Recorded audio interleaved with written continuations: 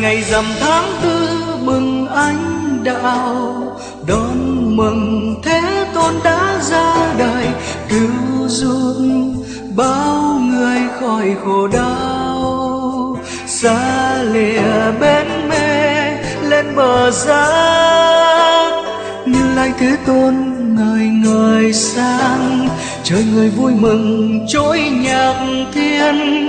7 đóa sen vàng nâng gót ngọc, 9 dòng phun nước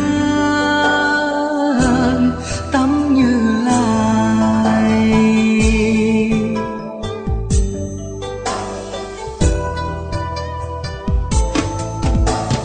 Thế Tôn đã ra đời, hát ca lên đi hỡi muôn loài. Sen vàng ngàn năm đã hóa nở, tươi mát nhân gian sạch bụi trần. Dòng người đứng lặng tâm thành kính, chắp tay quy hướng bậc đạo sư. Muôn chim trỗi nhạc ngàn hoa nở, Thế Tôn đã ra đời.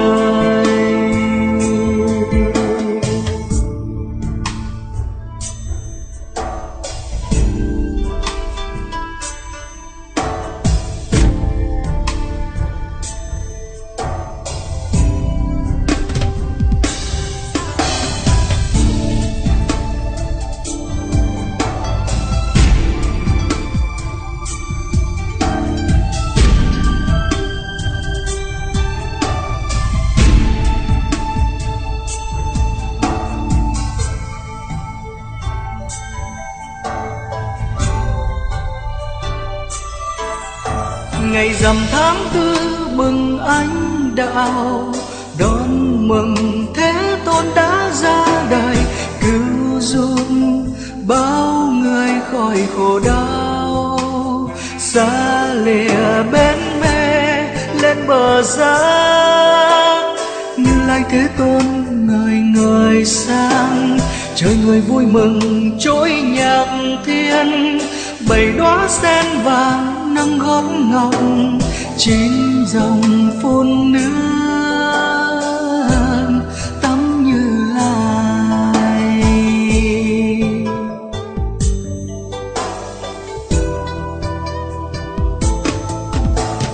Thế Tôn đã ra đời, hát ca lên đi hỡi muôn loài. Sen vàng ngàn năm đã hóa nở, tươi mát nhân gian sạch bụi trần. Dòng người đứng lặng tâm thành kính, chắp tay quy hướng bậc đạo sư. Muôn chim trỗi nhạc ngàn hoa nở, Thế Tôn đã ra đời. Thế Tôn đã ra đời, hát ca lên đi hỡi muôn loài. Sen vàng ngàn năm đã hóa nở, tươi mát nhân gian sạch bụi trần. Dòng người đứng lặng tâm thành kính, chắp tay quy hướng bậc đạo sư. Muôn chim trỗi nhạc ngàn hoa nở, Thế Tôn đã ra đời.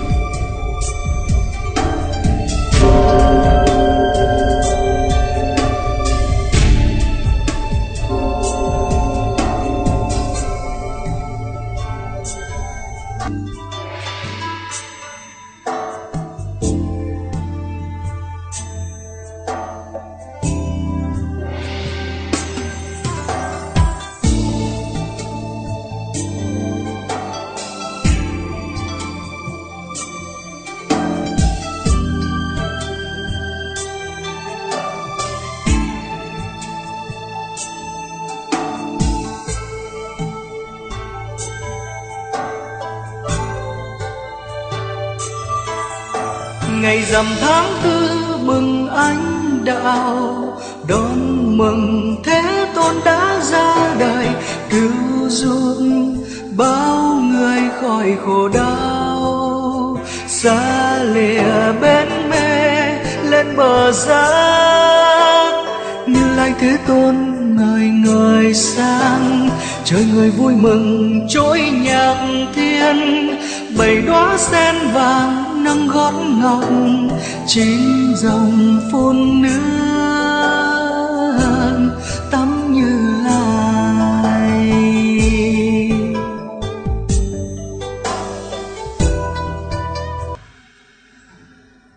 Cha không thành thần Phật, toàn thể đại chúng niệm Phật cầu cho mình. Nam mô Bổn Sư Nam mô Bổn Sư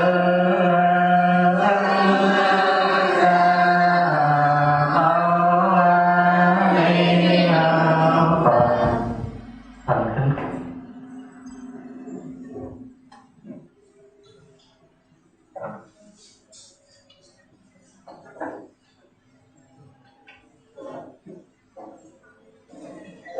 Mô Phật. Thì hôm nay chúng ta tiếp tục bài giảng về vấn đề tu tứ thiền. Đây là của cõi trời dục giới và cõi trời sắc giới. Cõi người và trời dục giới là tập tu tứ thiền, cõi sắc giới là đắc tứ thiền. Thì hai cái cũng giống mà cũng khác. Bởi vì cái cõi dục giới có 5 giới với 3 giới, thì cái định lực rất yếu, không thể nối kết 5 cái chi này lại được: tầm, sát, hỷ, lạc, tịnh, định, xả. Tới 8 giới thì cái định lực rất mạnh. Thành ra chúng ta thấy là cái giới nó ăn với cái thiền định, giới định tuệ. Càng giữ giới càng nhiều thì cái định lực càng mạnh. Mà định lực càng mạnh thì trí tuệ, cái thức, đây nói thức chứ không phải trí tuệ bát nhã, cái thức càng trong sáng. Mà thức càng trong sáng thì chúng ta càng thấy rõ cái giới là quan trọng. Mà cái thức càng trong sáng thì chúng ta thấy cái định của tâm rất là quan trọng. Mà nếu định cái tâm được rồi thì cái thức chúng ta càng trong sáng, cả giữ giới rất dễ dàng, vì chúng ta thừa sức để thắng những cái cám dỗ của cuộc đời. Thành ra chư Phật tử thấy, quý vị thấy là giới định tuệ 3 cái hoàn toàn khác nhau, nhưng mà liên can một cách rất là chặt chẽ. Thành ra người tu bây giờ ít có đắc quả Phật. Mà đây không phải là đạo Phật mà là đạo người trời. Mà nếu không bước qua tứ thiền thì sẽ không qua đạo Phật được. Thành ra chúng ta nhìn thấy bây giờ đó, người cư sĩ họ 5 giới chứ không có giữ được. Mà đừng nói người nói đau lòng, mà sự thật thì nói sự thật thôi. Cả người xuất gia nhiều khi 5 giới cũng giữ không tròn, chứ đừng có nói là người cư sĩ. Mà nếu 5 giới này giữ không tròn, cái tâm đâu có định được. Chẳng hạn như giới thứ nhất là sát sanh, thì chúng ta thấy là người cư sĩ 5 giới là không giết loài thú lớn, tuyệt đối không ăn cũng không giết. 1 tháng 10 ngày chay, còn 20 ngày ăn mặn, nó chỉ tôm cua cá chép thôi. Còn 8 giới là phải trường trai tuyệt dục, thú nhỏ cũng không giết nữa. Còn tới sa di hoặc là 10 giới, cư sư trưởng mình đang quan đọc đó đấy. Nếu người giữ 10 giới là đắc tứ thiền mà không hành tứ y pháp đó thì là cư sĩ trọc đầu. Còn 10 giới mà hành tứ y pháp thì mới gọi là sa di. Minh Đăng Quang nha, không phải của tôi nha, là của sư trưởng Minh Đăng Quang, mình coi cho kỹ. Trong chân lý của ngài quyển gì tôi không nhớ, tôi thì dở cái nhớ lắm, nhưng mà tôi nắm cái ý à. Đó rồi 8 giới đó thì tôi nghe nhị tổ Giác Chánh giảng lại, thì đó là sư trưởng Minh Đăng Quang giảng, rồi đó tôi không biết, tôi tưởng là giới. Ngài nói không phải giới đâu, có sát sanh, trộm cắp, tà dâm, nói dối, uống rượu, đó là giới thôi. Còn 5 cái sau là 5 cái hạnh. Mà sư Khang biết hạnh là gì không? Minh Đăng Quang thường nói là giới dễ giữ, còn hạnh rất là khó dừng. Hạnh tức là cái tư cách, cái oai nghi của người tu. Cái giới mà sư phạm đó thì hại người hại mình, người ta sẽ thưa mình, người ta sẽ đánh đập mình. Còn cái hạnh đó không ai làm gì siêu được hết á.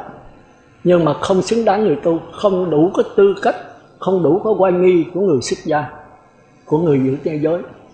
Thì chúng ta khi Ngài giảng vậy tôi mới hiểu. Nếu sát sanh, trộm cắp, tà dâm, nói dối, uống rượu mà phạm tới rồi là người ta thưa gửi mình giết người.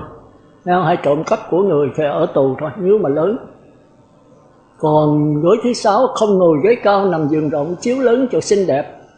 Tôi mặc y gì mà tôi ngồi ghế xích đu, hay tôi leo võng tôi ngồi xe đồng đưa, ai làm gì thôi được. Nhưng mà cái người tu không xứng đáng nhất là mặc y, mặc quần áo còn đỡ, thì quý vị biết rồi đó. Mà ngồi võng tôi đưa kéo kẹp, mà ngồi võng thì nó êm lắm. Bởi ngoài tôi còn ngoài đời tôi cũng thích nằm võng lắm, nó êm lắm. Còn nằm cái ghế nó có độ ngã vậy đó, rồi có cái ghế nó cong queo thì lắc tới lắc lui. Trời ơi, người tu mà người cái đó là có không được. 8 giới là phải giữ rồi đó, 5 giới thì được. Mà giới thứ 7 là nghe xem hát múa đờn kèn, không ngồi ghế cao thì theo Đương Minh Đăng Quang giải thích đó là vua là không có giữ được. Ngày vua Ngài có cái ngai vàng, mà ông vua không ngồi ngai vàng thì ông thành vua. Thành ra giới thứ 6 này ông vua không có giữ được. Đúng là trong lực đó thường thường là giới thứ 6 này trở thành tới thứ 8.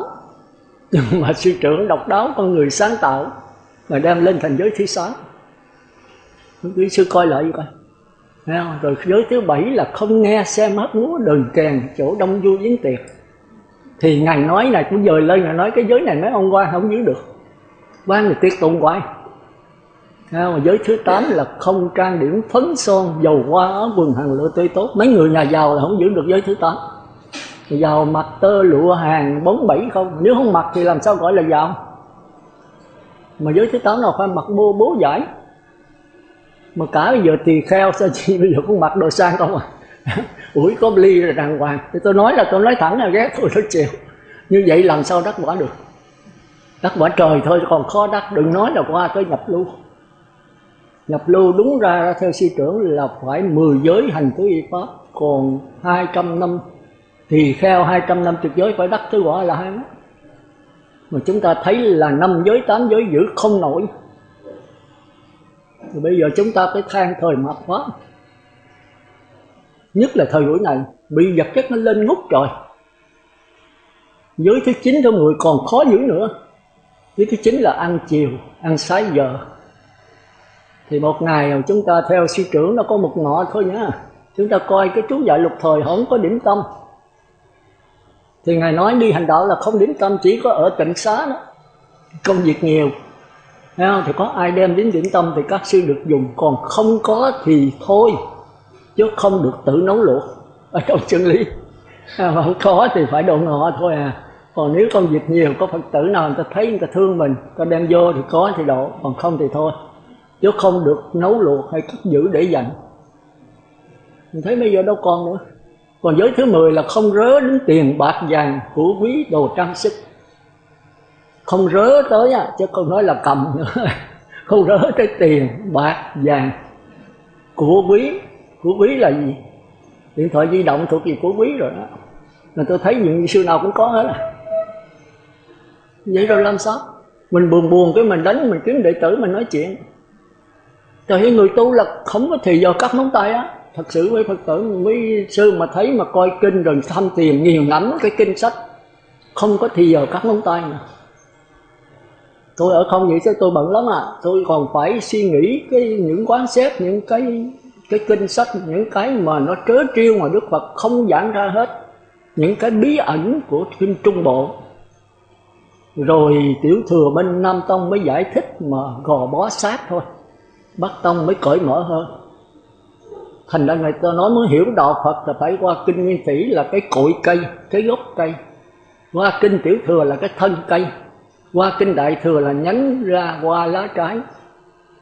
Nếu Đại Thừa mà bỏ cái gốc cây, bỏ cái thân cây thì thuộc về ngoại đạo. Ly kinh nhất tự tức đồng ma thuyết. Thành ra Đại Thừa muốn hiểu rằng là phải trở về kinh Nguyên Thủy và kinh Tiểu Thừa.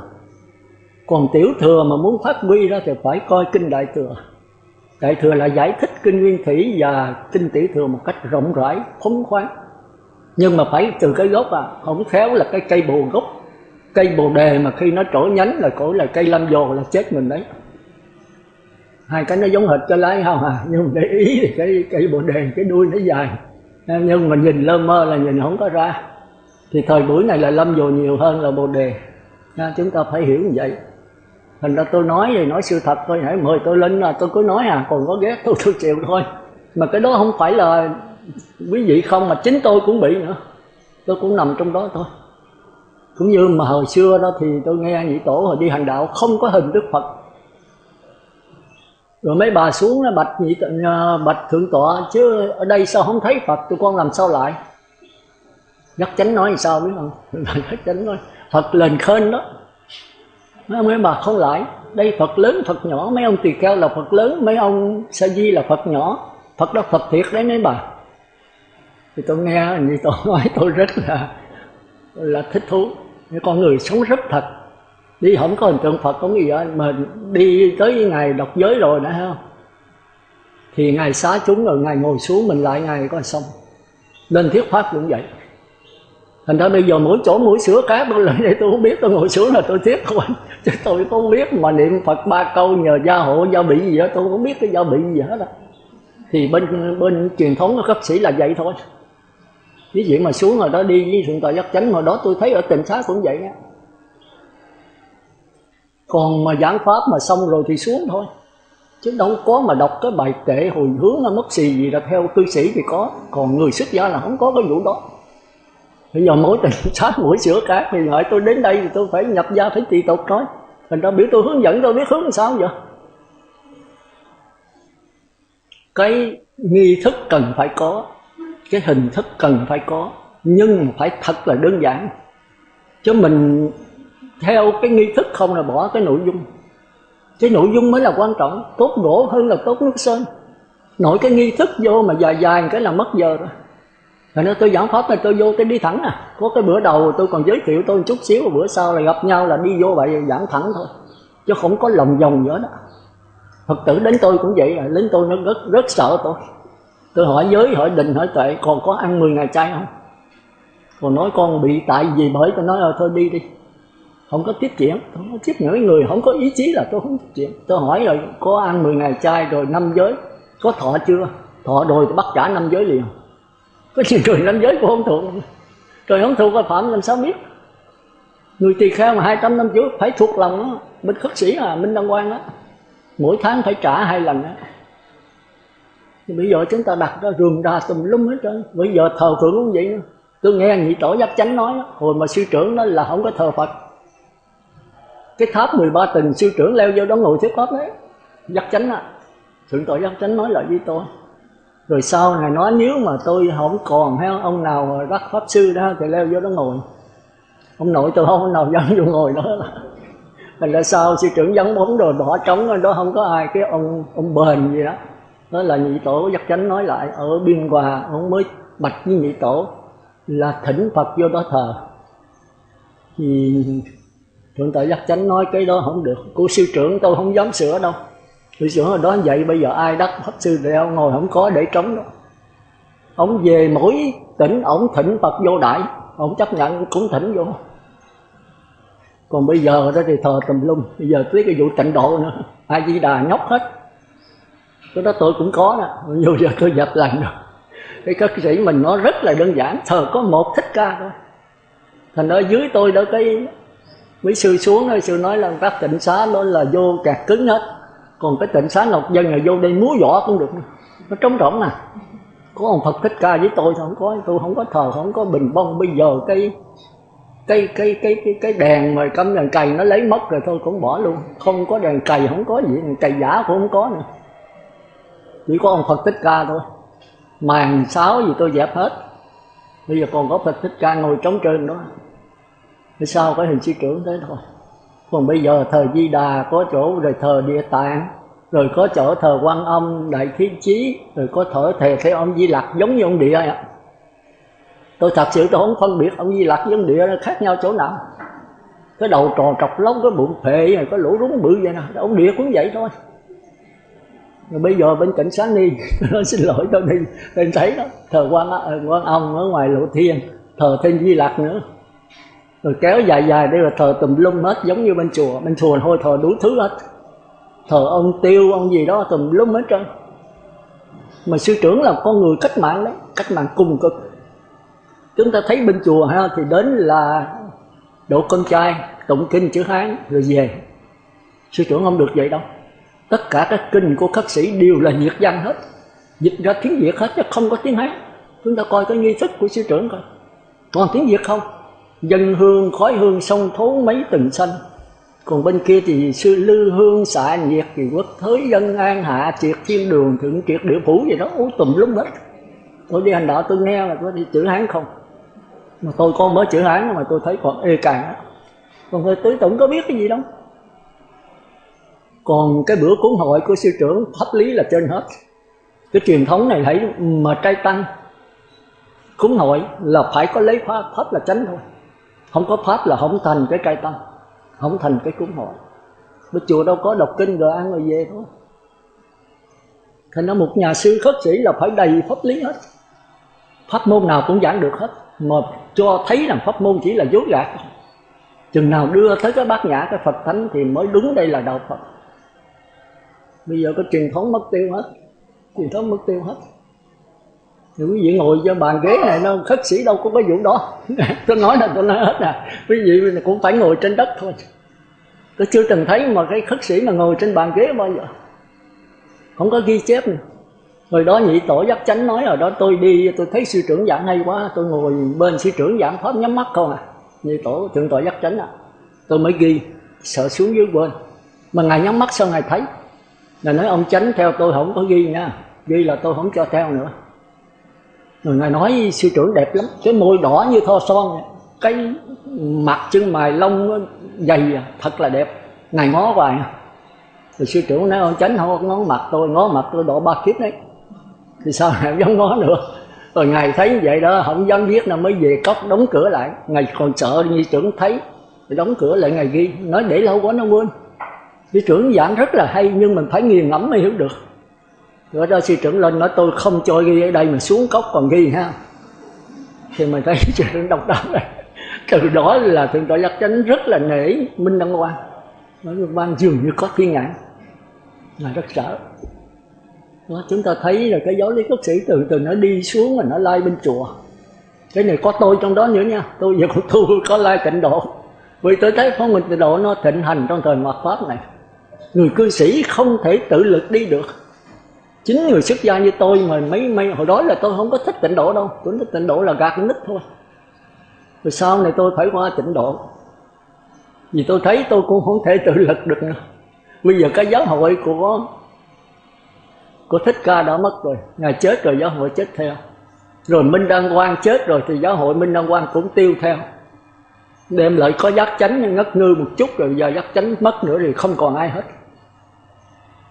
Bây giờ tôi không có giáo hội, không có thầy sáng bạn lành, không có tăng thân, tôi làm sao tu? Tôi đâu phải là đắc quả đâu. Bây giờ sanh lại thế giới này nữa thì tôi thấy tôi chết còn ngày càng xuống. Hồi xưa tôi xuất gia tôi thấy hồi gần sư trưởng thượng tọa Giác Chánh tôi tu rất là vững, giữ giới rất là kỹ, đi hành đạo đó đúng là 250 giới giữ gần đủ hết. Bây giờ về tịnh xá 10 giới tôi giữ chưa xong. Tôi nói là sự đau lòng thôi, mà nói là sự thật thôi, nói là sự thật thôi. Tôi đi bát về tôi đâu có đổ ngạo lực, mà đi là đi cho có vậy thôi, cho có sức khỏe vậy thôi.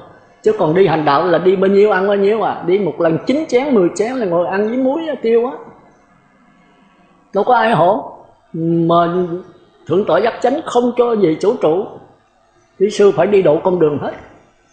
Trừ khi nào bệnh mới về chỗ trụ mới có người ta hộ. Còn ngoại bác ngài cũng đi độ con đường thôi. Tôi có đi theo ngài thử. Tôi thấy ngài đi rồi tôi cũng lợi tôi xá ngài ba xá. Ngài cười ra không nói gì, tôi đi theo sau. Rồi ngài kiếm gốc cây ngài cũng độ tôi ngồi bên.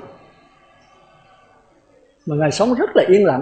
Tôi cũng yên lặng theo, không dám nói gì hết. Mà tôi không dám xin nữa, tôi chỉ xá ngài rồi tôi đi theo à. Thì độ công xong cái ngài cười. Nói sư Khang độ công đường vậy là không biết. Hai thầy trò có sư có trái chuối, tôi đựng trái chuối. Tôi vô tôi ăn đâu 4-5 muỗng gì đó. Ngài ăn rất là khéo. Tôi chưa từng thấy ai ăn khéo như tôi Giác Chánh. Mà ngài chỉ đâu cách ăn á. Chứ hồi đó giờ tôi không biết cách ăn. Mình coi cái chân lý sư trưởng này thập lục hạnh nó dạy mà mình không biết. Cái sư Khang ăn mà vươn cái tay ra vậy không được. Cái tay để sát đây, chỉ có qua lại lên xuống vậy thôi. Mà cái tay này không được ra có dữ lắm. Điều đó sư trưởng chỉ ngài mà, cái tay sát gì hết rồi đưa lên đưa xuống, mút đưa lên mà không được cắt xéo, là đâm ngang vậy là không được á, phải đưa đến 90 độ như chữ vuông mà đưa vô, rồi không được há miệng tròn vo là không được, phải đụng cái môi rồi mới hở bằng cái muỗng ngậm lại rồi kéo ra, không một côn nào rớt hết, rồi kéo ra rồi thẳng gì mới để xuống, chứ không phải cắt xéo vậy được. Trong chân lý có mình có biết đâu. Hồi tôi mới đi hành đạo, tôi xuống năm 68 rồi, năm 7 gì đó, tôi xuống dưới lại ngày tôi lễ ngày á, thì nhị tổ mới nói sư Khang lễ giống như con cóc giái trời. Tôi không biết con cóc giái trời là sao, mới nói lễ gì mà cái tay lễ này, cái tay như vậy, cả xá cái mình thẳng băng à. Lễ là lễ bằng cái mình, cái tay sư phải để sát con này, không được khuynh ra, mà không được xuống, không được 45 độ, cái góc 45 độ, cái mình chưa xuống, rồi cái tay nó xuống theo. Nó coi thật là đẹp. Tôi thấy các bên chùa lễ rồi không có đẹp, mà sư trưởng lễ rất là đẹp. Thấy không? Mà cái xá đầu sư phải xá cạn, cái thứ nhì hơi sâu, cái thứ ba thật sâu. Cái này là 5 giới, cái này là 5 hạnh. Đó là sư trưởng giảng mà tôi đâu có biết. Tới chừng nhị tổ giảng mình mới hiểu. Thấy không? Rồi cái này 5 giới 5 hạnh giống như là cái lưỡi cuốc, lấy cái trí tuệ đó. Rồi cái đất đó là cái đất tâm, mới đào sâu xuống mà trồng cái hột giống đầu, hột giống lễ này xuống dưới đất đó. Từ ngày giảng rất là tài. Thì tôi đeo theo giáp chánh rồi tôi kính ngài, kính ở cái hạnh của ngài, cái cuộc sống của ngài, chứ ngài pháp lý dở khẹt à. Không nhận gì, ngài trả bài không à, ngài thuộc đâu 30 mấy 40 mấy bài của chân lý sư tổ, ngài không có giảng cái gì khác, toàn là chân lý không. Mà ngài học tới học lui mà thuộc lòng. Còn tôi là tôi chạy, ngài biểu tôi học thuộc lòng, tôi nói mà rồi con học ở ngoài đời giờ nói thuộc lòng là con mới bắt đầu ùa rồi đó, con không thể học được. Rồi ngài biểu tôi coi chân lý, tôi coi 4-5 năm chân lý, coi gồm chân lý, hai ngày thấy coi kinh khác là ngài thầy thôi. Tôi nói giờ nhị tổ cái hỏi con, thượng tổ cái hỏi con ở đâu là con trả lời được hết. Thiệt ngài lợi tới tôi, ngài nói chuyện là ngài hỏi về vũ trụ quan hay ngũ quẩn lục căn. Ngài hỏi câu này ở đâu, tôi nói bạch nhị tổ nói ở trong lục căn. Ngài cười cười thì nói phải. Còn thuộc là tôi không thuộc, nhưng mà nói ra tôi biết ở trong quyển nào. Hồi xưa tôi coi 5 năm trời. Thôi bây giờ chúng ta trở lại ha, để kể cái là hết giờ. Bây giờ đó thì qua cái tư tưởng đó là cái tu thăng qua, tôi đã nói rồi. Từ 4 đường ác là chiếm hữu bên ngoài, cho tới người trời là cũng còn chiếm hữu bên ngoài, nhưng mà cao thượng. Chứ bên ngoài là dễ biết rồi, sắc tài danh lợi an ngũ. Còn tới sơ thiền, nhị thiền, tam thiền là cõi trời đó, sắc giới, đây mới là thật sự chiếm hữu bên trong. Thì chúng ta nên nhớ rằng cái dòng A Lại Gia, tức là cái linh hồn của chúng ta đó, như tôi nói đó, nó là đứng lặng mà lại chuyển biến. Đứng lặng đó thì nó chơn, mà chuyển biến thì nó vọng. Thành ra đây chơn vọng hòa hợp. Thì cái linh hồn chúng ta thấy là nó nghĩ tùm lum hết, trong đó là chứa chủng tử ác, chủng tử thiện, chủng tử vô ký. Thì nó muốn Phật ra lúc nào nó Phật thôi. Một hai ngày về trước, 1-2 năm về trước, lúc nhỏ và kiếp trước nó cũng vẫn còn nằm đầy đủ trong đó, không mất cái nào hết. Và nếu mình không kiểm soát nó thì tự do nó phóng. Thành ra cái giờ phút cuối cùng mà chết đó, mà hãy nghĩ tới điều ác thì sanh xuống điều ác, cái đó kêu là cận tử nghiệp, quyết định cho vấn đề đầu thai của mình. Thành ra tôi thấy cái tịnh độ hay số đó. Phải nhờ trên tha lực để luôn luôn mình niệm Phật, nhớ Phật, nghĩ tới Phật. Cái ban hộ niệm nhất là người nhắc niệm. Đó thì cái dòng A Lại Gia nó cứ trôi chảy vậy hoài. Nếu mà nghĩ tới điều thiện mình tắt thở, hít vô không thở ra, đời người có bao nhiêu đó thôi. Hít vô không thở ra, 3 tấc hơi còn là 100 muôn ngàn kế, 3 tấc hơi dứt thì bỏ tế sạch trơn. Mà nếu nghĩ tới điều thiện giảng sanh về cõi trời. Còn lúc mà nghĩ tới điều thiện mà có phát nguyện sanh về cõi Phật, sanh về cực lạc liền. Thì do cái cận tử nghiệp cái giờ cuối cùng này. Bây giờ chúng ta cũng vậy, có khi ngồi đây nghe Pháp mà nó bực, nó nghĩ tới chuyện hôm qua huynh đệ có hiểu lầm nhau gì nó vẫn hiện ra. Nếu mình định lực mạnh thì tập trung đây, mình đè nó xuống. Định lực yếu thì để cho nó đi. Thì đây là 4 đường ác. Định lực mạnh mà đè nó xuống được thì 4 đường thiện. Thành ra cái tu của cõi trời là dùng định lực để đè nó xuống, chứ chưa có pháp quán nha. Thì bây giờ tôi ngồi xuống niệm Phật thì cái tâm tôi, cái tư tưởng tôi nó phóng. thì tôi phải dùng cái đề mục, tức là trong kinh đó của sư trưởng mình cũng có đó, 40 đề mục. Quán sắc xanh, sắc vàng, sắc đỏ, quán niệm Phật, là niệm Phật, rồi số tức, rồi đủ hết, có 40 đề mục trong đó. Thì chúng ta hạp đề mục nào lấy đề mục đó. Nhưng mà tôi thấy 2 đề mục thịnh hành nhất là niệm Phật và quán hơi thở, dễ tập trung. Thì bây giờ chúng ta niệm Phật mà cái tâm nó phóng, thì giai đoạn thứ nhất là phải dùng cái đề mục kéo cái tư tưởng, cái tâm đây là tư tưởng là chánh này, kéo tư tưởng trở về cái sắc thân này. Sắc thân ngồi đây mà nghe pháp mà nó phóng tới chuyện hôm qua thì cái tâm đang ở hôm qua. Còn người cư sĩ mà ngồi đây nghe pháp, cái tâm ở nhà. Không biết mấy đứa con đi học về bữa nay mình quên đem chìa khóa theo, không biết nó có biết khổ nó vô không, không biết là tình xá nó kiếm hay không. Rồi cái tâm tuốt ở nhà. Mà lỡ mà chết thì 4 đường ác. Bây giờ là 4 đường ác rồi. Cái tâm tập niệm là 4 đường ác thôi. 4 đường ác tôi đã giảng rồi, giờ coi phải giảng lại ha. Cái địa ngục là vô gián, hữu gián tức là chưa có sự sống, chưa có cái biết, còn có sự sống. Rồi tới ngạ quỷ đó là tham lam đói khát. Còn súc sanh là có sự phân biệt một cách lờ mờ, khi mà nổi giận lên rồi thì nó không còn phân biệt rõ nữa. Còn Atula là tật đố thích chiến đấu. Thì bây giờ hỡi những tư tưởng tập niệm khởi lên rồi thì tất nhiên mình dùng cái đề mục câu niệm Phật hoặc là hơi thở, mình kéo cái tư tưởng trở về sắc thân. Thì có đó kêu là nhất niệm. Mà nhất niệm một chút kéo về chừng 1-2 câu có nó phóng nữa.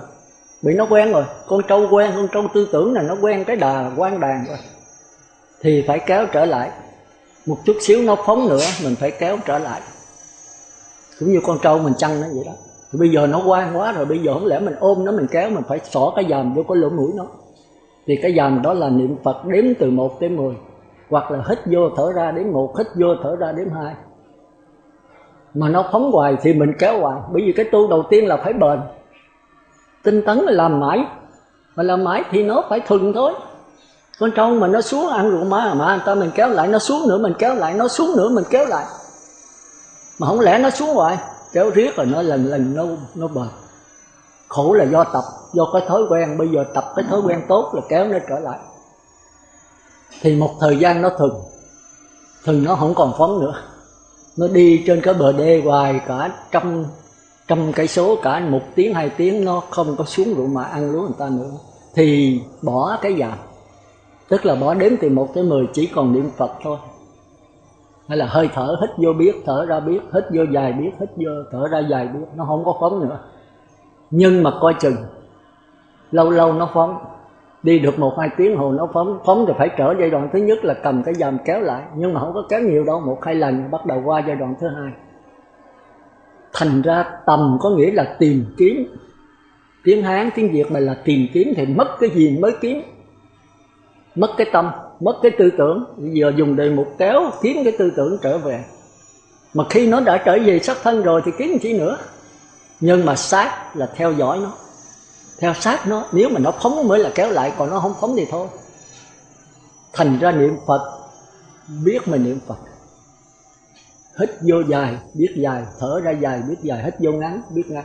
Nam mô A Di Đà Phật là viết Nam mô A Di Đà Phật, khỏi đếm 1 tới 10 nữa. Thì qua tới giai đoạn thứ 3, 2 cái này cực lắm nha, đổ mồ hôi sốt con mắt đấy. Ngồi thiền mà mỏi chân mà niệm Phật thì nhức cái đầu, mồ hôi ra ướt mình hết mà nó cứ tạp hoài. Có người giai đoạn này là chán nản bỏ, không có bền. Thành ra đạo Phật chỉ có một chữ bền thôi. Làm hoài làm mãi mà không đến được thì tôi chịu sa đọa. Rồi tới giai đoạn thứ 3 chúng ta phải hiểu duy thức thì chúng ta mới thấy sáng tỏ. Thì tôi nói cái dòng linh hồn mình như cái dòng nước. Thì khi chúng ta mà có tư tưởng ác vô thì nó thành cái chủng tử, mình kêu là hột giống đó. Thì cái dòng nước này như cái đất tâm. Cái dòng linh hồn của chúng ta giống như cái dòng nước chảy, nó là cái miếng đất tâm. Rồi bây giờ mình gieo hột giống ác xuống thì cái hột giống này nó nằm ở trong đó. Rồi chúng ta gieo hột giống thiện nó nằm ở trong đó. Rồi gieo hột giống vô ký nó nằm trong đó, không thiện không ác. Thì trong đây là một cái bãi chiến trường. Chúng ta thấy thiện ác không thể sống chung được. Mèo với chó là không thể sống chung được. thì cái nào mạnh nó tiêu diệt cái kia. Rồi bây giờ chủng tử niệm Phật nếu kiếp trước mình chưa có niệm thì bây giờ không có. Thì mình niệm 1000 tiếng mà nhất niệm nhớ tới Phật, nhớ tới hơi thở được có 500. Còn 500 nó nghĩ chuyện khác. Thì 500 chủng tử ác lọt vô đó, 500 chủng tử niệm Phật vô đó, 1000 còn có 500 thôi. Rồi nếu chủng tử niệm Phật là những tử mới quân, hồi đó giờ chưa có tu, thì vô đó chủng tử ác nó nhiều, nó tiêu diệt thêm 300 còn có 200. 1000 câu mà bây giờ còn có 200 câu thì nó chán vô cùng. Rồi mai làm tiếp nữa, mai là 1000 câu nữa thì nó được 300, hợp với 200 là 500. Thì 500 có thể nó đánh mất 100 còn có 400 thôi. Chủng tử ác nó còn mạnh lắm. Rồi mốt lần nữa chúng ta cứ một ngày quân tập vô một lần là 500 rồi 700 rồi 1000 rồi 2000 rồi 10.000 rồi 100.000, 1 triệu. Tới chừng chủng tử niệm Phật hay hơi thở nó đầy trong đó rồi thì bắt đầu nó diệt chủng tử ác lại. Nó chủng tử đâu có phải là trơn, nó là vọng mà. Chủng tử ác, chủng tử thiện, chữ vô ký đều là vọng hết. Nhưng mà chủng tử niệm Phật là vọng thiện. Còn chủng tử mà nghĩ bậy nghĩ bạ là vọng ác. Thì cái thiện ác không bao giờ sống chung được. Cái nào mạnh nó lấy cái kia thôi. Thì mình cứ quân hoài, nó vô nó diệt cái những chủng tử ác mà yếu, cái hột mà mát lép đó, nó diệt tiêu. Còn cái hột mà cứng và chắc thì không bao giờ diệt được. Nó chìm ở dưới, nó ngủ ngầm. Trong kinh kêu là ngủ ngầm. Nó chờ thời. Lúc mà cái hoàn cảnh không được tốt nữa, mình không được thầy sáng bạn lành nữa, thì bắt đầu sống hoàn cảnh ác nữa, thì nó nổi lên, nó kết bè, nó diệt chủng tử niệm Phật lại. Chúng ta thấy ghê gớm á.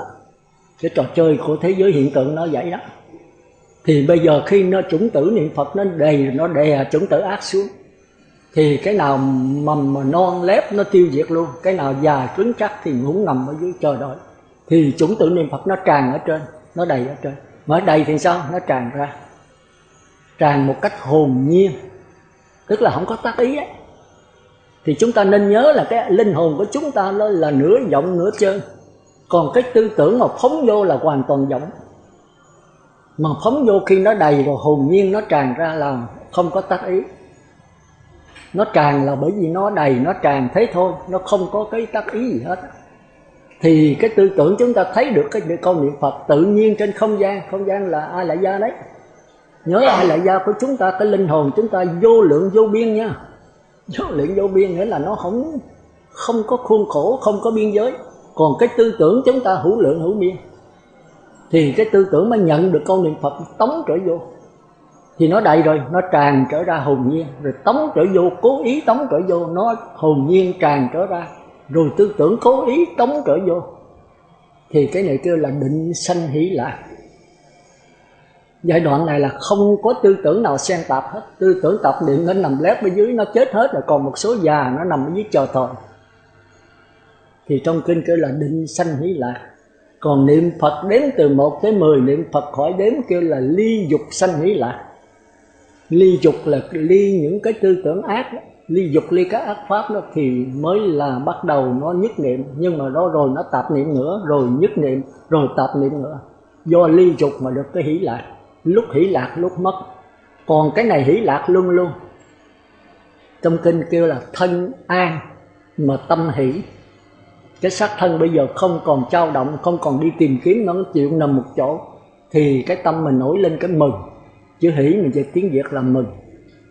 Rồi bây giờ mình tiếp tục hỷ hoài cho tới liên tục. Thì bây giờ mất thân. Tất cả những cái cảm giác mà lạc thọ nó tràn hết cái xác thân này. Mình không thấy thân nữa. Chỉ còn tư tưởng và cảm giác thôi. Kêu là thân lạc, tâm lạc. Bây giờ không còn thân nữa. Rồi tới tứ thiền là xả niệm thanh tịnh. Ra khỏi trạng thái hỷ lạc này. Còn thân, còn cảm giác. Nhưng mà không dính mắc vào thân, không dính mắc vào cảm giác nữa. Kêu là hiện tại lạc trú. Hay là kêu là bất động địa. Ở đây là gió bắc phong, không đụng tới người tứ thiền nữa. Tam tai, thủy tai, hỏa tai, phong tai, không đụng tới người tứ thiền nữa. Người đó vững chắc như vậy. Hay là tôi giảng cách khác để nó dễ hiểu hơn, nó có nhiều cách giảng lắm. Quý vị nghe cái này hơi khó hiểu ha. Giờ tôi giải thêm một cách nữa. Thì chúng ta thấy rằng chúng ta sở dĩ tạp niệm đó là do cái tư tưởng. Ngồi đây mà tư tưởng nó phóng ở nhà, nó phóng ở bên Mỹ, nó phóng ở chợ, thì chúng ta phải dùng cái đề mục, có 40 đề mục, nó 40 chứ 8 muôn 4.000 pháp môn. Và có vô lượng pháp môn nào cũng là kéo trở về nhất niệm thôi. Bởi vì dầu tịnh độ hay dầu thiền tông, dầu tứ niệm xứ thì cũng vậy hết. Nhưng một cái là quán, một cái là chỉ. Cái nặng về quán, chứ nữa là chúng ta sẽ phân biệt cái quán cái chỉ. Chúng ta thấy đây chưa có quán gì hết, chỉ có chỉ thôi. Cứ đè xuống, đè xuống, đè xuống, chứ chưa có quán gì đâu. Đó thì giai đoạn đầu chúng ta dùng câu niệm Phật. Một, kéo cái tư tưởng phóng. Hai, trở về với xác thân là ba. Mà câu niệm Phật ở đây có thêm đếm từ 1 tới 10 nữa là 4. Rồi cái hỷ phát sanh, rồi chúng ta liên tục cái hỷ là 5, rồi liên tục cái hỷ nữa mất thân, đó là 6. Phải 6 điều kiện chúng ta mới được cái sơ thiền này. Tôi nói lại, cái thứ nhất là cái tư tưởng phóng, tôi cho dùng câu niệm Phật đếm từ 1 tới 10 là 2 điều kiện. Thế giới của tư tưởng là thế giới của điều kiện. Có Bát Nhã là không có điều kiện nào điều kiện, chúng ta còn chưa là nhân quả đấy. Dùng câu niệm Phật đếm từ 1 tới 10 là 2, kéo cái tư tưởng là 3, trở về xác thân là 4. Rồi về xác thân rồi mới cái hỷ nổi lên ở dây tịnh sắc căn. Rồi cái hỷ liên tục là cái lạc là 6 điều kiện. Rồi sau khi thuần thục rồi chúng ta qua nhị thiền, qua phần thứ hai là sát. Thì bây giờ câu niệm Phật là 1, khỏi cần đếm từ 1 tới 10 nữa, bỏ bớt một chi rồi đấy. Câu niệm Phật kéo cái tư tưởng là 2, trở về xác thân là 3.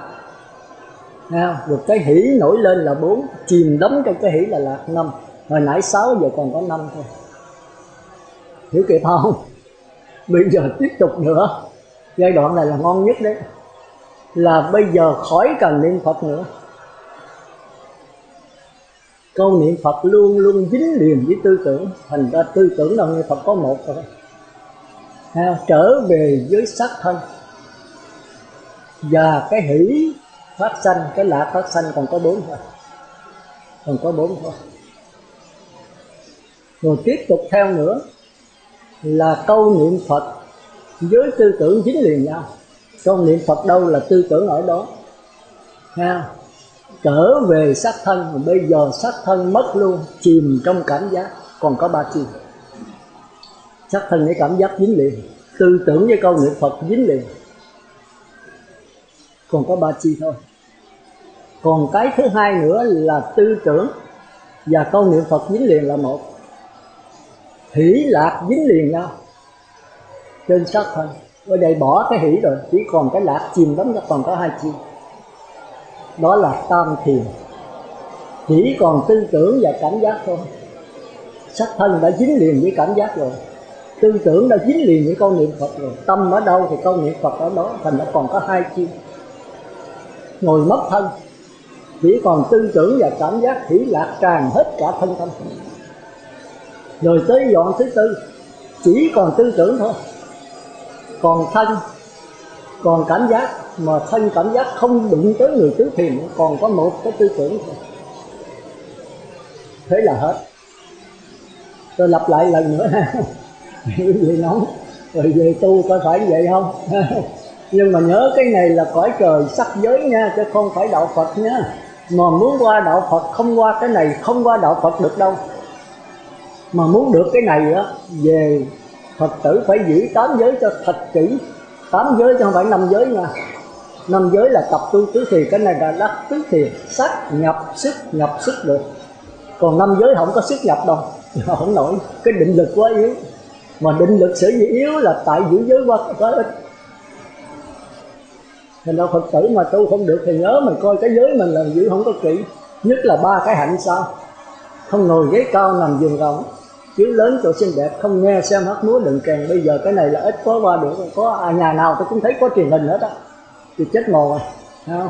Cái thứ 8 là không trang điểm phấn son, mặc đồ KT, đồ xích so gì đó. Tôi nghe nói cho tôi không biết. Tôi thì tôi thích mặc vậy à. Nó đơn giản, nó gọn gàng thôi. Đó, thì nếu giữ 8 giới này cho kỹ, chúng ta đi vào tứ thiền rất dễ dàng. Cái giới làm cho chúng ta bớt bận rộn. Mà thời buổi này bận rộn rất nhiều, vì cái tiện nghi nhiều vô cùng. Nhà nào vô chúng ta thấy có truyền hình, có tủ lạnh, có quạt máy, có máy điều hòa tùm lum hết trơn. Sáng thức dậy là đặt biết bao nhiêu vấn đề. Mà sự thật cuộc sống vốn nó không có vấn đề. Mà vấn đề ít thì chúng ta dễ tu. Thiểu dục trí túc, Đức Phật đã từng khuyên mà.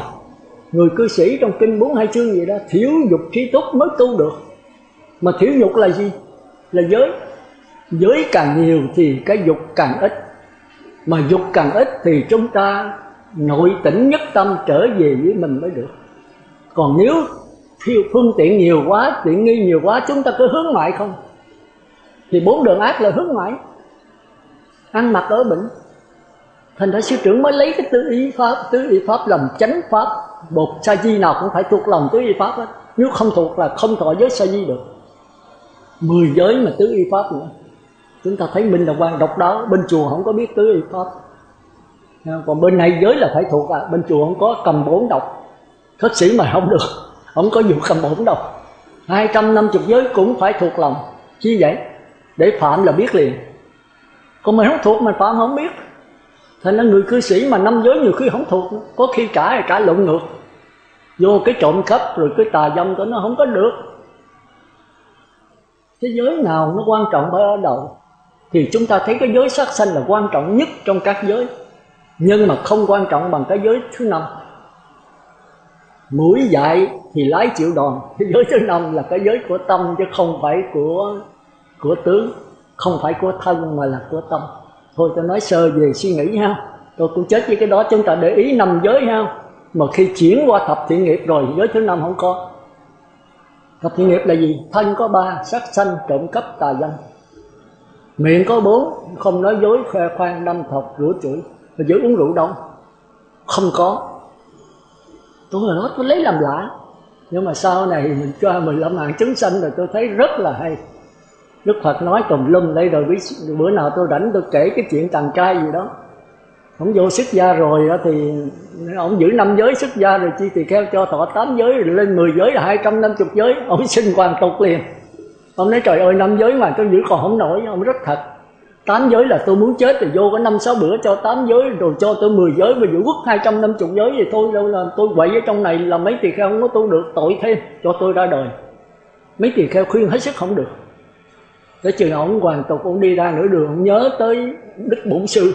Rồi đó mình vô mình xin Đức Phật Thích Ca bây giờ về quên từ giả ngài mới trở lại. Trở lại thì Đức Phật mới hỏi con có phiền gì trong chúng không? Ông nói con rất kính chúng. Chúng tôi rất là thanh tịnh mà con làm không được Đức Thế Tôn. Con 5 giới ở ngoài đời con thấy khó giữ, bây giờ quất 250 giới con sao ở đây con tội thêm. Rồi Đức Phật mới hỏi còn phiền cái gì không? Ông nói không có, chỉ có giữ giới không nổi thôi. Đức Phật mới nói thôi giờ Thế Tôn cho con giữ 1 giới thôi con chịu không? Ông nói trời có thể giữ 1 giới sao, con 5 giới là con cố gắng con giữ được mà nên 1 giới thì dễ thôi. Mà không giờ 1 giới là có. Hồi tôi coi cái đó tôi lấy làm lạ thấy Đức Phật tài ba. Con người này muốn đưa ra bao nhiêu giới đưa ha, 5 giới rồi 8 giới rồi 10 giới rồi 250 giới rồi 10 giới trọng 48 giới khinh, cuối cùng còn có 1 giới. Thì ông hỏi giờ 1 giới làm sao? Nếu giờ con cứ giữ cái tư tưởng con thôi. Cái tư tưởng ác nữa không? Thì con phải dùng tư tưởng thiện, con đè nó xuống. Con tiêu diệt nó. Không diệt rồi con phải đè bẹp nó xuống. Còn tư tưởng thiện mà nó khởi lên rồi con cứ trực nhận nó trở về, ăn lẽ con theo dõi nó thôi, con đừng làm, đừng cải sửa gì nữa hết. Thì con cái giới là tư tưởng thôi. Cái tư tưởng ác thì dùng tư tưởng thiện đè nó xuống. Mà tư tưởng ác nó nằm bẹp xuống, còn tư tưởng thiện không thì không cải sửa không gì hết nha. Con lặng lẽ con nhận diện nó, thế thôi. Không làm đâu con thắng đắc quả là hán. Hồi đó tôi coi tôi không mới hiểu, bây giờ tôi thông suốt.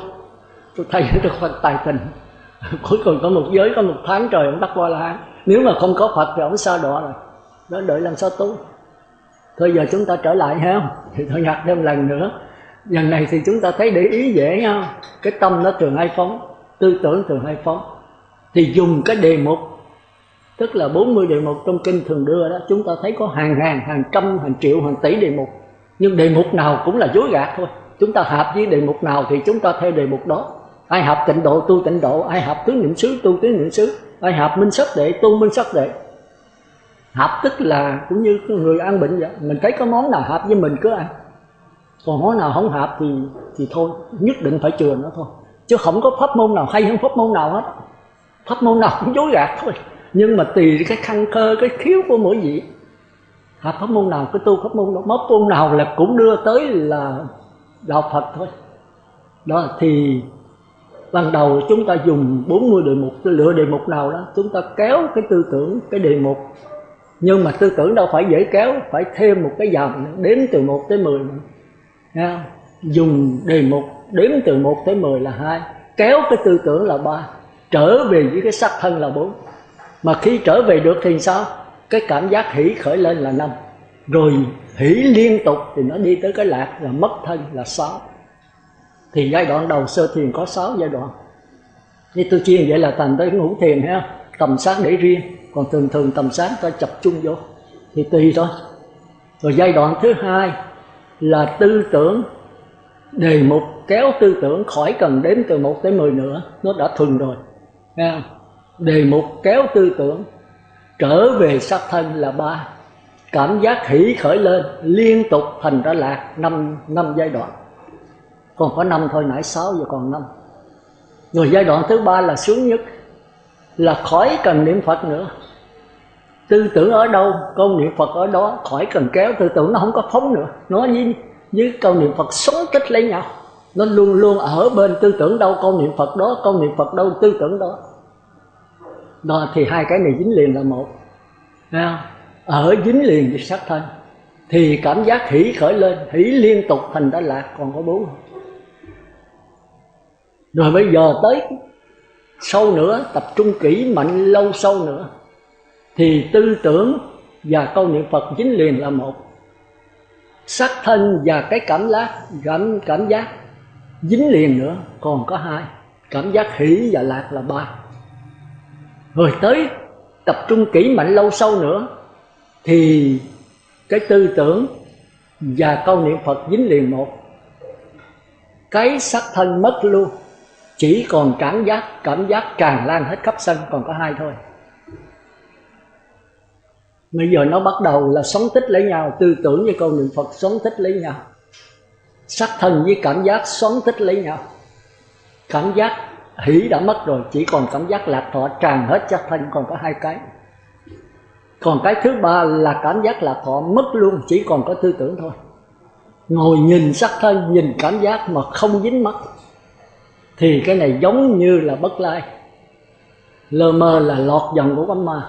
Nếu chúng ta nhận cái tứ thiền này là bát nhã thì nó tương đương với, nó tương tự chứ không phải tương đương. Ở trong đó gì tôi tương đương đó là sai đó, chắc có lẽ tôi giả sai, cái chữ nó hớ thôi. Cái về 2 gạch rồi 2 gạch xuống là tương đương, thì chúng ta sửa lại dưới chữ tương tự. Tương tự là giống mà không phải nhớ, còn tương đương là bằng nhau, nó gần bằng nhau, cái nào không có bằng được đâu. Một cái là luân hồi, một cái là giải thoát, thì không bao giờ bằng nhau. Nhưng mà nhận lầm thì thường ấy tương tự giống như vậy. Bây giờ quý vị nắm vững chưa? Cần lập lần thứ 3 không? Thôi khỏi không? 2 lần là nắm được rồi. Bây giờ về thử làm có được không? Bây giờ có ai hỏi gì không? Mấy tôi giảng tiếp à. Không có thắc mắc gì cái trận ngay đây, nên tôi giảng lại. Rồi quý vị vậy làm thử coi, xuất gia đó thì làm chừng 1-2 bữa là được thôi. Còn người cư sĩ thì 5 giới là khó làm đấy. 5 giới là tập tu làm sao? Niệm Phật đếm từ 1 tới 10. Rồi qua cái niệm Phật khỏi đếm không làm được đâu. Còn ở đây ta niệm Phật đếm từ 1 tới 10 chừng 2-3 lần, cái ta qua niệm Phật khỏi đếm rồi, người ta qua khỏi cần niệm Phật nữa là ta chìm đắm trạng thái niệm Phật rồi ra khỏi trạng thái chìm đắm. Thì cái định lực phải thật mạnh. Còn người trời đó niệm Phật đếm từ 1 tới 10 nó xuống đè xuống thôi, có nhiêu đó thôi. Rồi lâu lâu mới niệm Phật đếm từ 1 tới 10 rồi khỏi cần niệm Phật. Và có nhiêu thôi. Rồi lâu lâu mới được qua khỏi cần niệm Phật luôn, vẫn có tiếng niệm Phật. Rồi lâu lâu mới được chìm đắm trạng thái niệm Phật chừng 5-3 phút thôi. Còn cái kia định lực ta đi có 1-2 tiếng, có thể 7 ngày, có thể 7 tháng, có thể 7 năm. Thành ra cõi trời mà vô sắc giới đó, sơ thiền nó có 3 cõi, nhị thiền có 3 cõi, tam thiền có 3 cõi, tứ thiền có 9 cõi, là 18 cõi tẩy. Cõi tứ thiền sắc giới có 18 cõi. Còn tứ không có 4 cõi, 18 với 4 là 22. Còn cõi trời dục giới có 6 cõi là 28. Đây là kinh tiểu thừa đấy, ta gom lại 28 cõi. Còn đại thừa thì nó kéo luôn cả 4 đường ác và người trời thêm 5 cõi là 33 cõi tam thập tam thiên. Chúa tể có tam thập tam thiên đó là vũ trụ, là cõi phi tưởng, phi tưởng, vua của 3 cõi. Mà so với nhập lưu không ăn thua gì hết.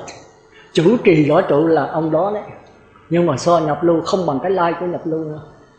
Thì chúng ta thấy biết là thánh nhập lưu là độc đáo đấy. Bây giờ không ai hỏi gì tôi đi tiếp à? Thấy không?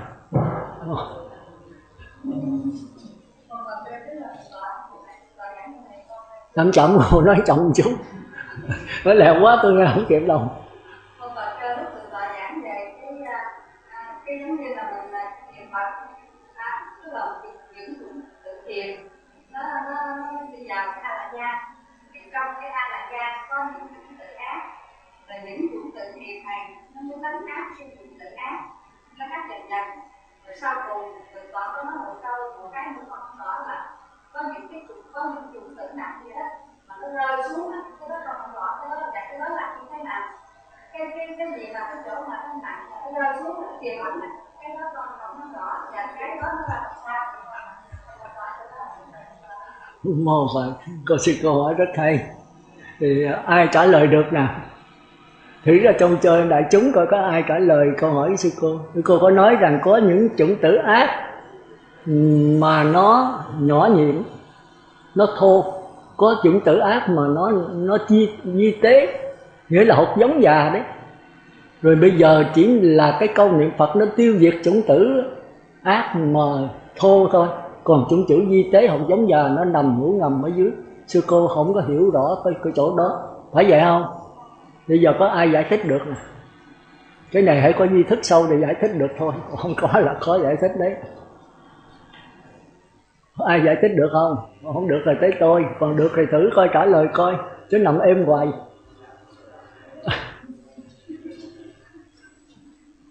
Thôi để khỏi mất thì giờ tôi xin trả lời. Đúng là nếu có thì giờ là trong pháp hội phải trả lời đó. Cái gì cũng do tôi hết. Thì tôi thì dễ thôi. Mà sợ rồi quý vị không còn hiếp cái gì. Phải tập suy nghĩ moi cái A Lại Gia mình.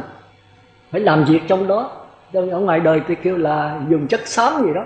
Cái này tôi bắt chước thôi. Tôi đó mới nghe khoa học bây giờ nó dùng động chất xám, động não gì đó. Thì chúng ta phải có làm việc thì A Lại Gia mới có dồi dào. Dồi dào thì kinh nghiệm kiến thức mới là rộng rãi. Mà rộng rãi thì tự cao. Nói vậy có tật là có tài. Nhưng mà chính cái rộng rãi này nó mới biết rằng cái rộng rãi bất lực trên con đường giải thoát. Thành ra rộng rãi nó là con dao hai lưỡi. Thành ra những nhà bác học, những người nói những người rất là tự cao, khó mà qua đạo Phật. Nhưng mà nếu họ qua là họ đi thẳng tới gọi là hay. Thành ra cái đó là tùy thôi. Thành ra mấy nhà bác học chúng ta thấy khoa học bây giờ không có phục Phật giáo. Nhưng mà khi phục rồi họ đi rất là mau, rất là sâu. Bây giờ họ đã xứ đúng rộng rồi. Thành ra những nhà đó mà nếu mà đắc quả đi ra giáo hóa thì chúng ta giáo hóa không lợi. Cái chiều rộng họ rất là rộng. Nhưng mà cái chiều A-la-hán là chiều sâu chứ không có đi chiều rộng. Chừng nào phát Bồ Đề Tâm mới đi chiều rộng. Thì thôi giờ chúng ta trở lại câu hỏi của sư cô. Câu hỏi rất hay. Thì như nãy tôi nói đó, thì đây là thế giới có hiện tượng. Thì nó dễ giải thôi. Nhưng mà hiện tượng lai bản thể nha. Bên linh hồn của chúng ta nửa chân nửa võng. Khi mà đứng lặng thì nó chân, mà khi nó trôi chảy như dòng nước thì nó võng. Còn thế giới hiện tượng của chúng ta tư tưởng đó thì nó trôi chảy là võng, mà nó sao động nữa. Do sao động mới có không gian, có tướng, có chướng ngại, có nắm bắt được. Còn thế giới của sát na, thế giới của linh hồn đó do đứng lặng cho nên không có tướng, không có không gian. Dùng chứ chưa có không gian thì đúng hơn. Nhưng mà có trôi chảy cho nên có thời gian, có hình. Chúng ta tạm hiểu chữ hình với chữ tướng nha. Hình tức là chúng ta thấy mờ mờ mà chúng ta nắm bắt không được. Chẳng hạn như bây giờ quý vị thấy cái tịnh xá quý vị đây mà bằng mây, cái đám mây đó thì cũng giống hệt như mình đây à. Mà đố quý vị lên đó mà chụp tôi cho dính, chụp cái tịnh xá cho dính, không bao giờ dính. Quý vị đi xuyên suốt qua tịnh xá cũng không lỗ đầu. Nhưng mà cái tịnh xá, cái đám mây đó giống hệt như chúng ta, không khác chút nào hết. Thì có đó kêu là hình chứ không có tướng. Còn bây giờ quý vị chụp tôi dính đi tịnh xá mà không đi ngang vách là lỗ đầu. Còn lên trên cái đám mây tịnh xá, trên đám mây đó chúng ta kêu là dân cẩu đó mà, con chó mây, mây chó, thì chúng ta đi xuyên qua vách cũng không sao. Bây giờ hiểu cái hình cái tướng chưa? Thành ra thế giới A Lại Gia thì nó có cái hình, chúng ta nhìn cái dòng nước sông hay dòng nước biển chúng ta thấy có cái hình dòng nước, nhưng mà không có sống. Có sống rồi là có tướng, tướng người ta, tướng tịnh xá, tướng này tướng kia. Thì cái này bắt đầu có sao động. Thành đó có sao động thì có không gian, mà có không gian thì có ngã chấp. Có nhận thức với đối tượng nhận thức là vô thường. Hôm qua sư nào giảng đó thì rất hay đấy. Còn khi mà dứt cái không gian rồi thì chỉ còn thời gian tuyệt đối thôi, tức là còn có dòng nước thôi, là còn cái nhận thức vô thường thôi. Nó không có đối tượng, nhưng mà không đối tượng nó có tất cả đối tượng. Cũng như cái dòng nước vậy, khi mà có lượng sóng nổi lên thì lượng sóng không phải là đối tượng của dòng nước, sóng với sóng mới đối tượng. Cái nhận thức của tôi thì tôi thấy cái micro, thấy có bóng đèn là bóng đèn, thì tôi biết bóng đèn, thì cái biết của tôi là vô thường, tức là nhận thức. Còn cái bóng đèn là đối tượng nhận thức, nó nằm trong không gian. Tôi không thấy được cái tư tưởng của tôi đâu. Nhưng mà nếu tôi tu cao lên nữa, hãy cõi trời cao lên, nó sẽ thấy tư tưởng tôi có hình, có tướng. Thành ra cái này là cái trò chơi thăng hoa. Còn khi cái dòng nước đó thì nó không hình, có hình mà không tướng. Thành ra khi lượng sóng mà nổi lên đó, nhận thức của lượng sóng, đối tượng nhận thức lượng sóng nó biết hết. Nhưng mà cái đó không phải là của nó, chỉ mượn nó để mà phát hiện thôi. Thành ra nói nó biết là sai, mà nói nó không biết là trật. Bởi vì khi lượng sóng nổi lên, nhận thức và đối tượng nhận thức của tôi mà nổi lên trong A Lại Gia đó, thì nếu mà tôi tu A Lại Gia, tôi sẽ thấy được tư tưởng và đối tượng nhận thức của tôi. Mà không những của tôi mà của tất cả quý vị. Bởi vì quý vị cũng nằm trong A Lại Gia của tôi, và tôi cũng nằm trong A Lại Gia của quý vị. Mà nếu tôi nắm A Lại Gia thì tôi không là gì hết, mà tôi là tất cả. Còn nếu tôi nắm sắc thân là tôi quý vị, chúng ta sẽ toản nhau đấy. Quý vị hơn tôi, quý vị ăn hiếp đánh đập sắc thân tôi là tôi chống lại đấy. Còn nếu tôi nhìn cái sắc thân này mà tôi chính là linh hồn thì quý vị giết tôi thì cũng không sao. Vì tôi vẫn là tôi, mà tôi vẫn là quý vị. Mà tôi không phải là tôi, mà tôi cũng không phải là quý vị, mà tôi chỉ là cái dòng nước thôi. Hiểu kịp không? Tôi có chơi chữ không? Phải hiểu vậy chứ bây giờ hiểu giảng, tôi biết tôi giảng sao bây giờ. Thành ra các bậc thánh nhân người ta không phải tu trên hình tướng này, mà ta tu theo cái dòng A Lại Gia. Thành ra chúng ta có hai cách chết, tôi thường giảng hoài đó. Thí dụ như chúng ta chết theo tuổi thọ là chúng ta có 6 cái bóng đèn: mắt, 2 là tai, 3 là lỗ mũi, 4 là cái lưỡi, 5 là cái thân, 6 là cái ốc. 6 bóng đèn này sở dĩ mà sống được, thấy được, thì thường thường chúng ta nói thấy bằng mắt, nghe bằng tai, ngửi mũi, trật. Thành ra tôi thường đi là tôi hỏi cái pháp hội là hỏi thấy mà gì, đưa bàn tay thấy không, mà sư thấy bằng gì, thấy bằng mắt. Tôi nói pháp nghe không, nghe mà lỗ tai, chết rồi. Nếu người Phật tử là tôi bắt quỳ hương, còn ngoài đời thì phải vậy thôi. Nếu nói là thấy mà mắt, nghe mà tai, ngửi mà mũi, thì giờ người bạn mình ở đây trúng gió chết thì cái thay mai là có thấy, có nghe, có đi, có ngửi, có nói không? Thì chúng ta thấy là câu trả lời không đúng. Cái mắt chỉ là cơ quan làm phát hiện cái thấy của linh hồn.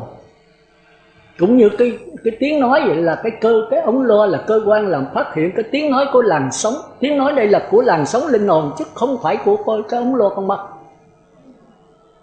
Thành ra mắt, tai, mũi, lưỡi, thân, ốc đều là cái tai sai của linh hồn.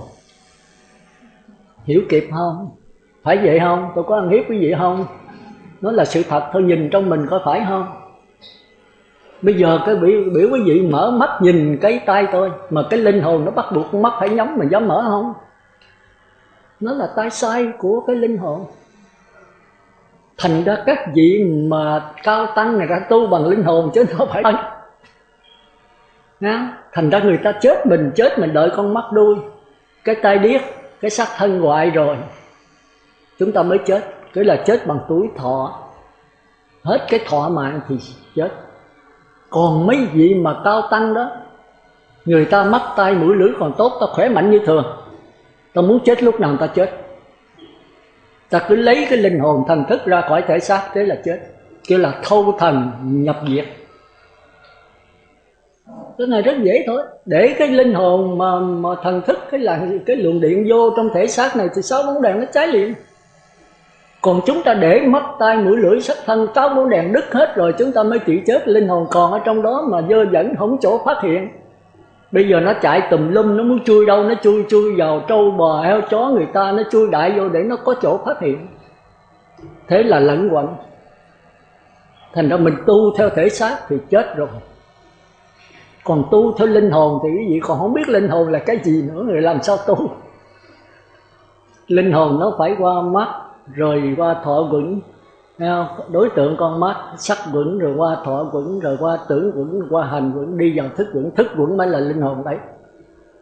Chúng ta dễ hiểu nổi. Thức quẩn là chỗ sanh ra tất cả dạng vật chúng sanh và các pháp, mà cũng là chỗ trở về của dạng vật chúng sanh và các pháp. Nó bất sanh bất diệt, nó vô lượng vô biên. Đây là còn sanh diệt nha.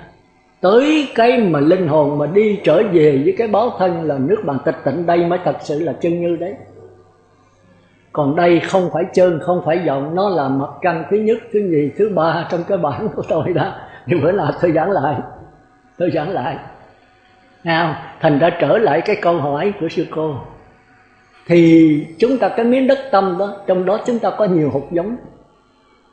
Hột giống ác là thí dụ hột giống chanh, ớt, cũng có hột giống, nhưng mà nó hột giống ác, nó chua, nó cay. Còn hột giống thiện là hột giống ngọt, ví như cam sành, chắc thử cái cam ngọt, hay là bưởi, quýt, cái hột giống mà ngọt đấy, thì chúng ta gieo vào đó, thì nó trộn xộn tùm lum đó. Thành ra nếu hột giống cam, quýt đồ mà vẫn ngọt mà nó ít, hoặc là chưa có mà còn hột giống chanh, ớt không, thì tất nhiên chanh ớt phải lớn. Đủ điều kiện mưa gió tưới nước thì nó lên thôi. Còn bây giờ gieo lộn xộn trong đó thì hột giống nào mạnh nó lấn hột giống kia, hột giống nào lép nữa thì bị lấn rồi, nó không đủ điều kiện nó phải chết. Còn hột giống già chắc, chúng ta thấy hột giống mà người ta làm giống để già chắc, để 3, 4 năm, 7, 8 năm cũng không bao giờ hư. Bởi vì nó đã già rồi, nó chắc cứng rồi. Bây giờ đè nó, không cho nó mọc thì nó nằm, nó chờ đợi. Miếng đất này bây giờ hột giống niệm Phật đầy nhóc hết trơn, hột giống kia nó còn lại có 70-80 hột hay là bao nhiêu rồi đó, là nó cả triệu hột bị tiêu diệt hết. Hột giống lép giờ còn cả mấy trăm hột giống già, thì nó nằm đó nó chờ đợi hột giống kia đè trên đầu nó. Mà khi niệm Phật mà có hoàn cảnh ấy, niệm Phật giải đãi rồi thì nó lật trở lại, giống như tên lực sĩ mà đè trên cốt vậy. Đó là Trung Bộ Kinh đó, giống lực sĩ đè trên cốt. Đè trên cốt đâu có chết, nhưng mà nó lật cử động không được, nó bị đè bẹp ở dưới. Nhưng mà tên lực sĩ bệnh hoạn yếu một cái nó lật trở lại liền, nó đè trở lại. Thành ra ta nói A Lại Gia, cái chủng tử trong đó là một cái bãi chiến trường. Thành ra tu cái này không phải là đạo Phật, nhưng mà phải có chủng tử thiện, chủng tử cõi trời. Con người phải có cái thông minh, có cái sáng suốt, thì mới biết rằng cái trò chơi này là trò chơi lẫn quẩn.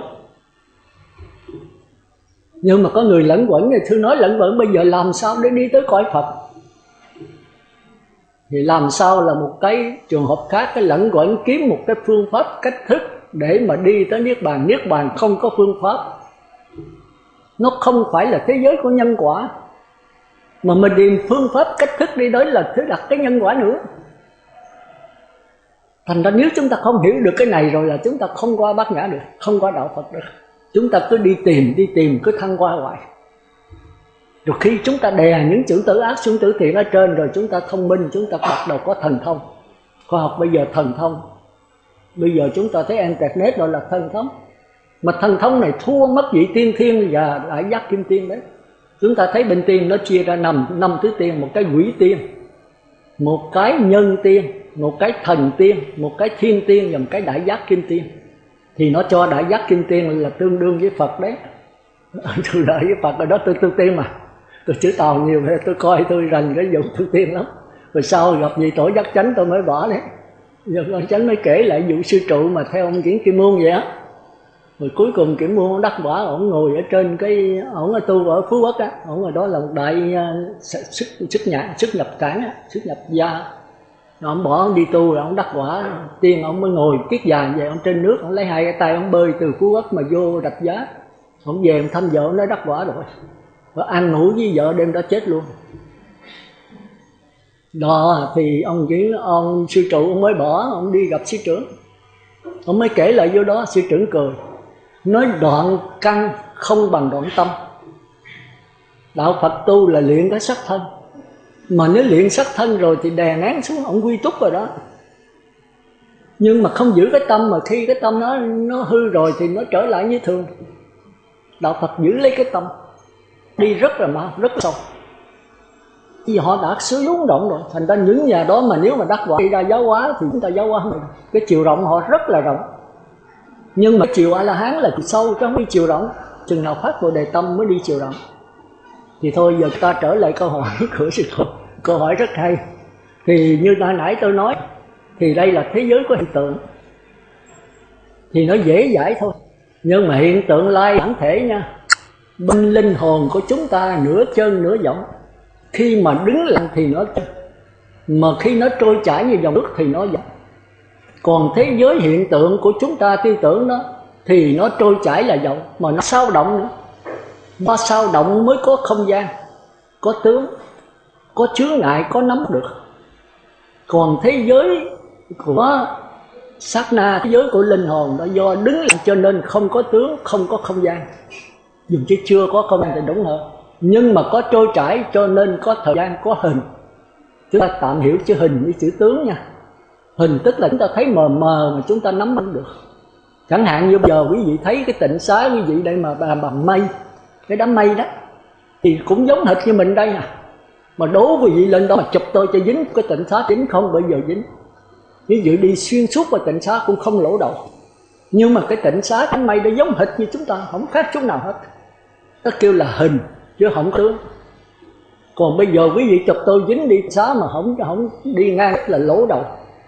Còn lên trên cái đám mây tịnh xá, trên đám mây đó chúng ta kêu là dơ cẩu đó mà. Con chó mây chó thì chúng ta đi xuyên đất cũng không sao.